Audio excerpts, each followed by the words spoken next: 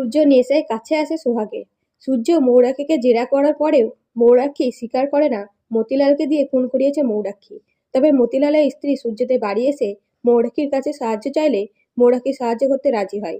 তখন ইন্দ্র মৌরাক্ষীকে সন্দেহ করে জিজ্ঞেস করে মৌরাক্ষী এই খারাপ কাজে যুক্ত কিনা। তখনও মৌরাক্ষী মিথ্যে বলে, উল্টে বলে সোহাগের কথা শুনে মৌরাক্ষীকে সন্দেহ করছে।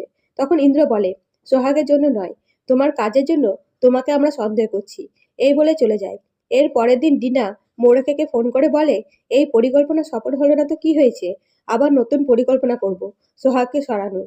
এই বলে নতুন পরিকল্পনা করে মৌরাক্ষী আর ডিনা। এইদিকে রূপা সোহাগকে জিজ্ঞেস করে, আমাদের জন্য কি এনেছো গ্রামের বাড়ি থেকে? তখন সোহাগ বলে, এনেছি একটা জিনিস, এই বলে মেহেন্দি পাতা এনে দিলে। রূপা বলে, তোমাদের গ্রাম থেকে আমাদের জন্য পাতা এনেছো? তখন সোহাগ বলে, এটা শুধু পাতা নয়, মেহেন্দি পাতা। এই পাতা বেটে মেহেন্দি লাগালে ভালো রং হয়, তবে এই পাতা শুকিয়ে বাটতে হবে। তখন রূপা বলে, তাহলে বেটে আনো, এক্ষুনি মেহেন্দি পরবো। তখন সোহাগ বলে, মেহেন্দি তৈরি হতে সন্ধ্যে হয়ে যাবে। তখন রূপা বলে, ঠিক আছে, সন্ধেবেলায় পরবো। এরপরে সব কাজ শেষ করে মেহেন্দি তৈরি করে সোহাগ। তখন সূর্য নেশার ঘরে বলে, আমাকে মেহেন্দি পরিয়ে দাও। তখন সোহাগ বাধ্য হয়ে মেহেন্দি পরাতেই সূর্য সোহাগকে কোলে তুলে কিস করতে যায়। তো বন্ধুরা, ভিডিওটা ভালো লাগলে লাইক করবেন। ধন্যবাদ।